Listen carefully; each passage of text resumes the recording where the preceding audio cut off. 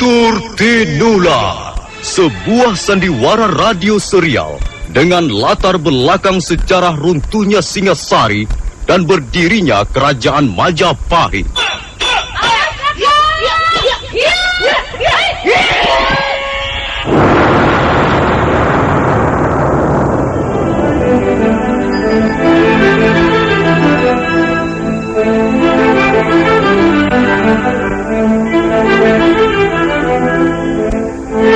Naskah ditulis dan diolah oleh S. Tijab. Hiasan musik dan sutradara C. Ispriyonoka. Kali ini mengetengahkan episode ke-23 dengan judul Wong Agung Turun Gunung.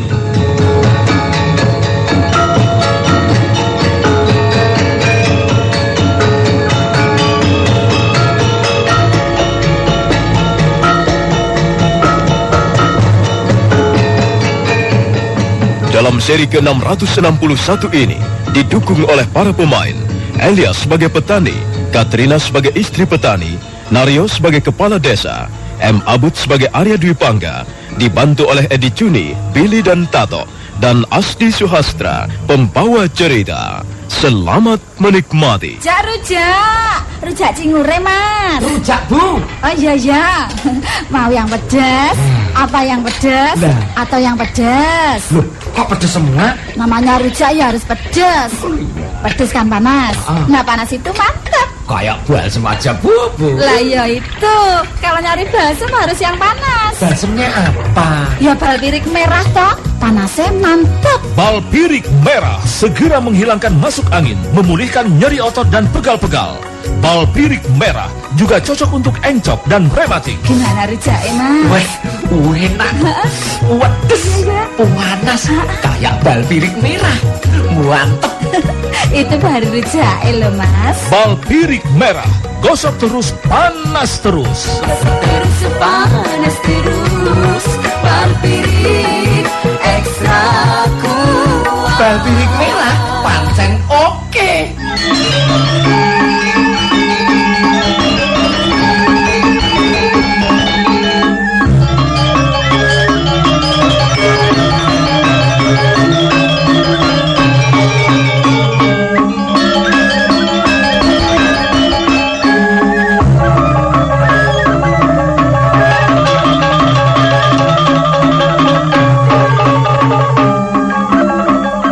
Lelaki petani itu ngomel terus pada istrinya, tapi akhirnya dia bangkit dan melangkah menuju halaman rumah diiringi istrinya.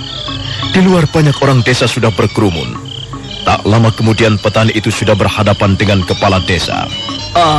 Maaf Bapak Kepala Desa, ada apa ini sebenarnya?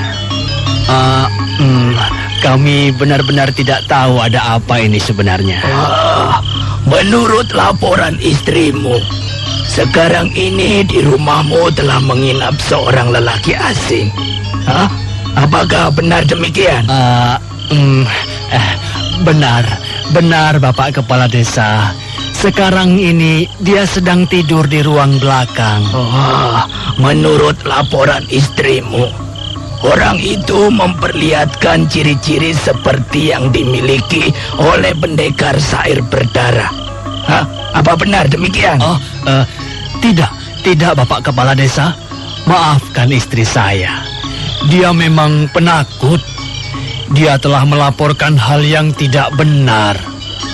Orang yang menginap di rumah saya itu bukan pendekar syair berdarah. Kami yakin sekali. Dia bukan pendekar syair berdarah. Dia hanya seorang laki-laki biasa. Iya. Kami ingin bertemu dengan orang itu. Ayo, cepat suruh dia keluar. Kami ingin tahu apakah benar laki-laki itu bukan pendekar syair berdarah. Ayo, cepat bawa dia keluar. Kami ingin berhadapan langsung.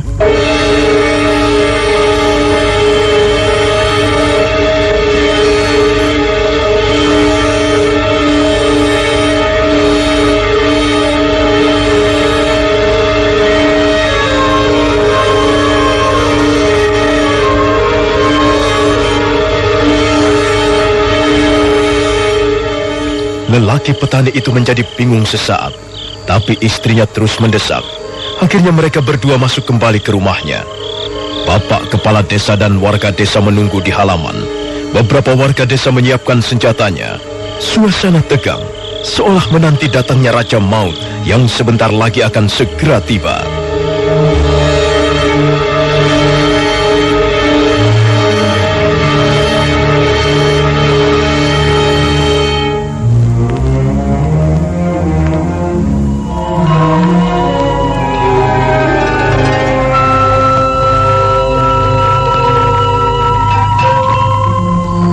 Seorang pengembara telah berjalan sangat jauh. Dia berjalan siang dan malam dengan kaki-kaki yang perkasa. Seorang pengembara meratapi nasibnya yang semakin rapuh.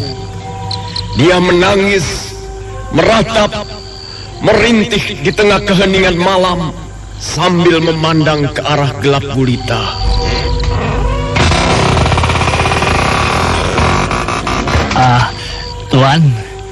Tuan pembuat syair.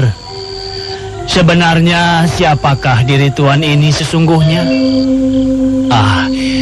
Di luar banyak warga desa berkumpul. Mereka dipimpin oleh Bapak Kepala Desa. Mereka ingin tahu siapakah Tuan ini sebenarnya. Katakanlah Tuan, agar diri Tuan selamat dan terlepas dari tuduhan. Benar, Tuan. Katakanlah sejujurnya. Apakah Tuan benar adalah pendekar syair berdarah? Seperti katamu, akulah pendekar syair berdarah. Tuan, tidakkah Tuan salah mengucapkan? Iya, aku memang benar pendekar syair berdarah. Janganlah Tuan mengada-ada. Bisa repot urusannya. Lalu, aku harus menjawab bagaimana lagi? Kami ingin melindungi Tuan, supaya Tuan selamat, supaya Tuan terhindar dari amukan warga desa. Puluhan orang sekarang ini sedang menunggu Tuan di halaman.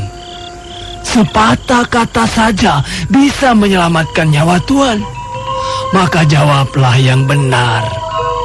Tak ada kata lain yang bisa menjawabnya, kecuali memang akulah orang itu. Tuan, Sudah lagi. Dia kan sudah mengaku siapa dirinya itu. Nyi, orang ini perlu kita bantu. Luka-lukanya belum sembuh benar. Matanya buta, tubuhnya lemah. Hai, Ki! Cepat bawa dia keluar. Pendekar syair berdarah itu jangan sampai mencari korban lagi. Kau dengar itu? Mereka menuduhmu sebagai pendekar syair berdarah. Jadi cepat jawablah pertanyaanku, siapakah kau sebenarnya? Agar dapat kusampaikan jawabanmu kepada puluhan warga itu. Aku memang pendekar syair berdarah. Tuan, ingatlah, nyawa Tuan berada di tangan mereka. Aku memang pendekar syair berdarah. Aku memang telah banyak membunuh. Sudah banyak dosa dan kesalahanku. Jadi, kalau sekarang ini mereka ingin membunuhku, bunuhlah. Aku rela. Tuan ini memang aneh. Tanda-tanda sebagai pendekar syair berdarah tidak terdapat pada diri Tuan. Tapi Tuan mengaku sebagai pendekar pencabut nyawa itu. Sudah lagi. Kita bawa keluar saja orang ini, Ki. Baiklah. Kau ikutlah aku. Iya, Ki. Mari kita keluar menemui mereka. Petani dan istrinya itu lalu beranjak pergi sambil membawa Arya Dwi Pangga. Tapi dalam hati petani itu masih timbul tanda tanya.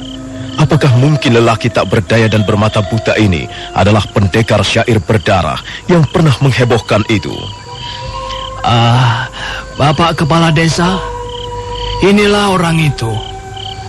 Lihatlah, apakah ada tanda-tanda bahwa lelaki ini adalah pendekar syair berdarah? Matanya buta, tubuhnya seperti tak berdaya. Dua pedang kembarnya pun tak ada. Ya, jadi jelas bukan? Lelaki buta ini bukan pendekar. Hei, orang asing, siapa sebenarnya kau? Katakan sejujurnya. Saya pendekar syair berdarah.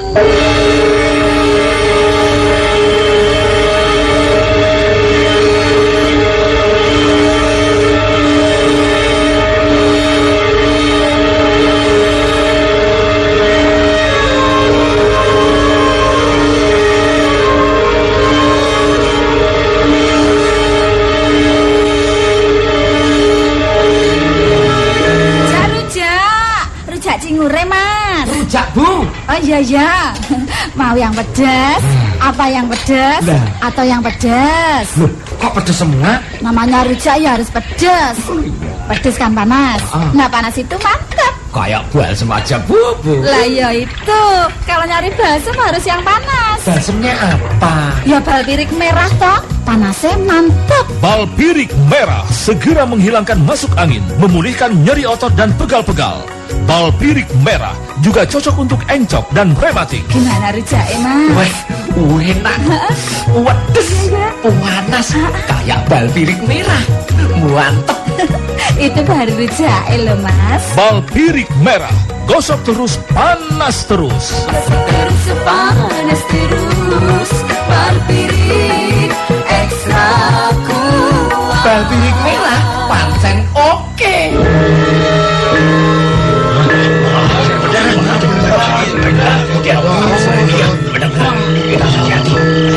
Jadi benar bukan? Kaulah pendekar yang menggepohkan itu. Pendekar yang selalu haus darah. Benar Bapak Kepala Desa. Sudahlah Pak. Kita habisi saja dia. Tunggu apa lagi Bapak Kepala Desa? Benar. Kita hajar dia beramai-ramai. Iya. Sebelum dia minta korban lagi di antara kita. Ayo, kita bunuh dia.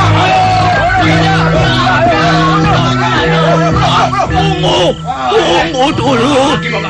Jangan bertindak dulu. Sebelum jelas benar siapa dirinya. Bapak Kepala Desa, saya memang pendekar syair berdarah.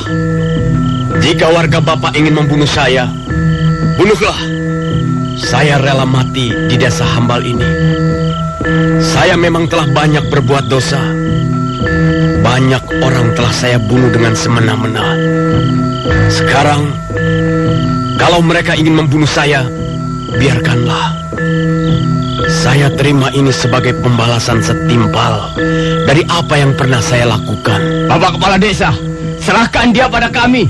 Biar akan kami hajar dia beramai-ramai, Bapak Kepala Desa. Benar Pak Kepala Desa. Iya. Serahkan dia pada kami. Tunggu dulu. Tunggu kataku. Biarkan mereka, Pak Kepala Desa. Sekali lagi, saya rela mati dan dibunuh. Malah saya akan berterima kasih sekali seandainya saya bisa mati saat ini juga. Sejenak kepala desa menjadi ragu. Pengakuan polos dari Arya Dwi Pangga justru membuatnya jadi bertanya-tanya. Pendekar syair berdarah. Apakah mungkin lelaki buta tak berdaya ini adalah benar pendekar syair berdarah? Jika benar, mengapa dia tak menyandang sepasang pedang kembarnya? Kalau memang benar, apakah mungkin dia mau diperlakukan seperti itu? Mengapa kalian ragu? Kenapa menjadi bimbang? Ayo, bunuhlah aku. Bukankah kalian selama ini mencari-cari pendekar syair berdarah? Bukankah kalian dendam dan benci pada pendekar syair berdarah? Nah, sekarang tunggu apa lagi? Akulah pendekar yang menjijikkan itu. Akulah pendekar yang telah banyak membunuh orang. Aku telah banyak berbuat kesalahan. Oh, Sang Hyang Widi, biarkanlah aku menebus dosa-dosaku. Biarkanlah mereka membunuhku. Nah, saudara-saudara, apakah kalian percaya kalau pendekar syair berdarah yang menakutkan itu seperti ini? Masihkah kalian menuduh lelaki buta tak berdaya ini sebagai pendekar yang selalu menyebarkan maut? Hah? Apakah kalian tega membunuh orang yang sama sekali tidak berdaya? Apakah kalian sampai hati melenyapkan nyawa orang yang sepatutnya mesti kita tolong? Tunggu dulu, tunggu. Siapa kau? Tunggu dulu. Tunggu. Aku yakin benar. Orang ini memang benar pendekar penyebar maut itu. Dia pernah membunuh salah seorang saudara saya dengan kepala dingin. Sekarang dia sudah ada di tangan kita. Tunggu apa lagi? Mari kita hajar dia beramai-ramai. Ayo kawan-kawan, kita hajar dia. Bunuh dia. Biar mampus ya. Tunggu, sabar dulu, sabar, tenang. Apalagi Pak Kepala Desa. Minggir, biar saya habisi dia.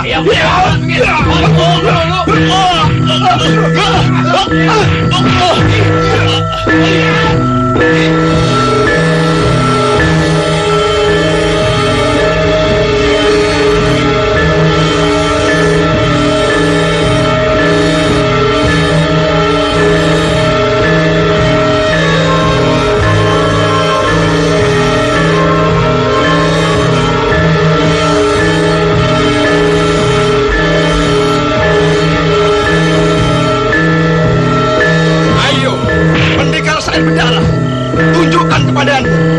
Tunjukkan permainan pedang kembarmu.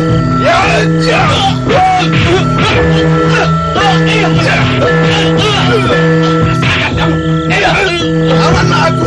Kenapa diam saja? Ayo lawanlah aku. Tidak, aku tidak mau melawan. Aku tidak bisa apa-apa. Jangan berpura-pura. Ayo, keluarkan semua kepandaianmu. Pendekar Sair Berdarah. Lantunkanlah sajak-sajak mautmu dan lawanlah aku. Aku tidak kuasa lagi. Bunuhlah aku. Bunuhlah aku. Kau masih saja berpura-pura.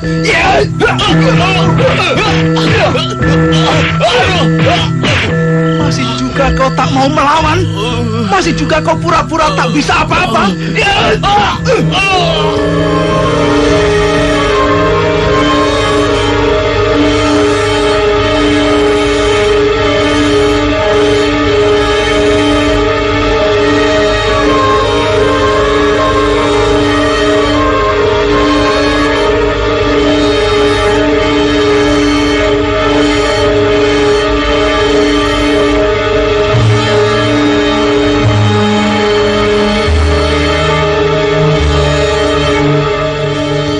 Arya Dwi Pangga memang tak mampu berbuat apa-apa lagi.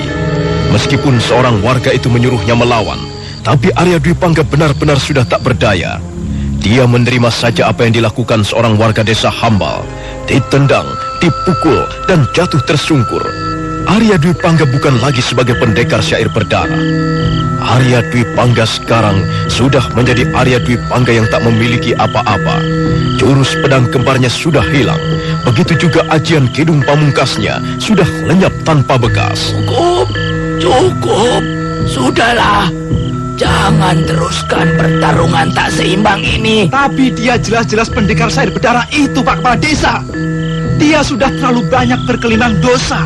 Sudah sepantasnya kalau dia mendapatkan balasannya. Saya kira benar, Bapak Kepala Desa. Mumpung dia berada di tangan kita, sebaiknya kita habisi saja nyawanya. Bukan dengan begitu desa Hambal ini akan dikenal, Bapak Kepala Desa. Kalau benar dia ini pendekar Sair Berdarah, aku setuju. Tapi kalau ternyata bukan, apakah tidak malu? Mau ditaruh di mana mukaku sebagai kepala desa Hambal ini? Saya yakin benar, Pak Kepala Desa. Saya masih dapat mengenali wajahnya. Rambutnya yang panjang, juga tangannya yang cacat itu. Tapi sepasang pedang kembarnya tidak terdapat pada pinggangnya. Aku jadi sangsi. Apakah dia benar pendekar Sair Berdarah? Bisa juga bukan. Tenang saudara-saudara, tenang. Nah, terakhir kali saya ajukan pertanyaan pada Tuan. Apakah benar Tuan adalah pendekar Sair Berdarah? Benar. Sayalah pendekar syair berdarah yang telah banyak membunuh korban, yang telah banyak menyebarkan maut di mana-mana. Rasakan ini.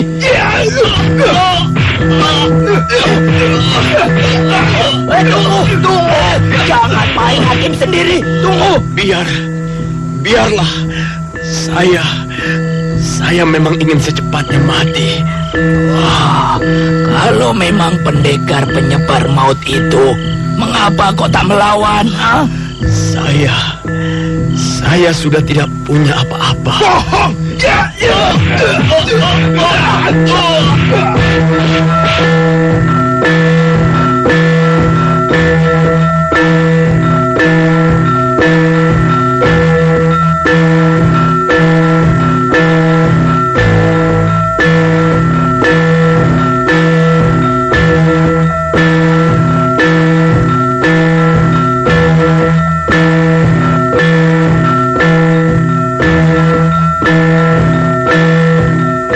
Kepala desa Hambal semakin ragu kalau orang asing yang masuk ke desanya ini adalah pendekar syair berdarah.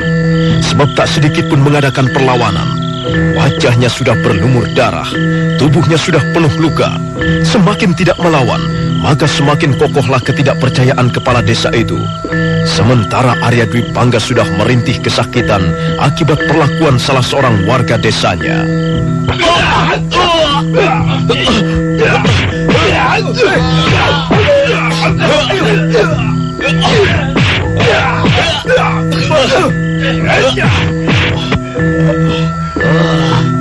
Mengakulah Tuhan, siapa Tuhan ini sebenarnya? Dan dari mana? Dan tidak kemana? Kalau Tuhan masih saja mengaku sebagai pendekar penyebar maut itu, maka warga saya akan semakin beringas mengajar Tuhan beramai-ramai. Saya merindukan kematian, Pak Kepala Desa. Biarlah saya mati, agar dengan demikian semua dosa dan kesalahan saya, semua perbuatan terkutuk saya menjadi tertebus. Bunuhlah saya, bunuhlah, bunuh. Tidak sulit untuk membunuhmu, tetapi harus ada kejelasan yang pasti. Sebab kami semua tak ingin membunuh orang tanpa alasan yang pasti. Apalagi hanya mengaku-ngaku saja. Baiklah, untuk meyakinkan semua orang, saya akan melantunkan bait-bait syair saya. Dengan sisa kekuatan yang ada, Arya Dwi Pangga mencoba berdiri kukuh. Tapi setiap dia mencoba, maka saat itu pula tubuhnya limbung. Dia berdiri sempoyongan. Dia mencoba melantunkan bait-bait syair. Dia ingin supaya puluhan warga yang berkumpul di situ percaya bahwa dirinya memang pendekar syair berdarah. Dia ingin agar dengan pengakuan itu, puluhan orang yang mengerumuninya menjadi berang dan beramai-ramai mencincangnya. Dia ingin mati, sebab hanya dengan kematianlah dia akan merasa dirinya terbebas dari siksaan. Seorang pengembara telah berjalan sangat jauh.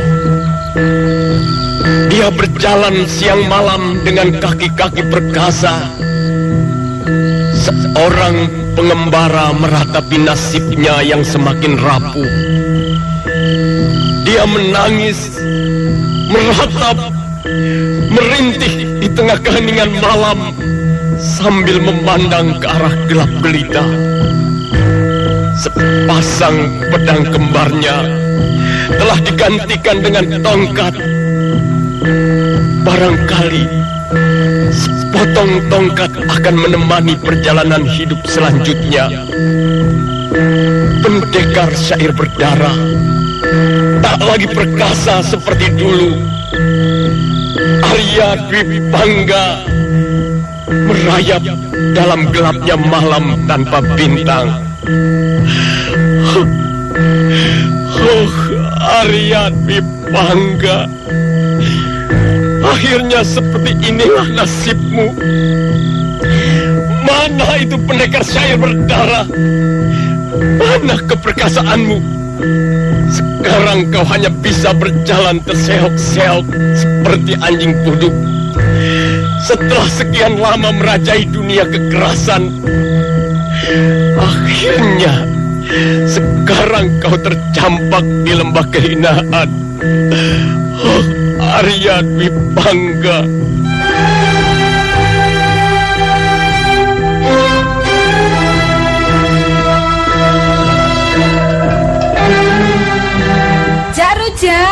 Rujak cingure, Mas. Rujak, Bu. Oh iya. Mau yang pedas? Apa yang pedas? Atau yang pedas? Loh, kok pedes semua? Namanya rujak ya harus pedas. Pedas kan panas. Nah, panas itu mantap. Kayak balsem aja, Bu. Lah ya itu. Kalau nyari balsem harus yang panas. Balsemnya apa? Ya balpirik merah toh. Panasnya mantap. Balpirik merah segera menghilangkan masuk angin, memulihkan nyeri otot dan pegal-pegal. Balpirik merah juga cocok untuk encok dan rematik. Gimana rujaknya, Mas? Wah, enak. Wedes. Panas. Kayak balpirik merah. Mantep. Itu baru rujaknya loh, Mas. Balpirik merah, gosok terus, panas terus. Terus panas terus. Balpirik ekstra kuat. Balpirik merah pancen oke. Mitra Karimata, Anda masih menyimak serial Sandiwara Radio Tutur Tinular di 1033 Karimata, Kebanggaan Madura.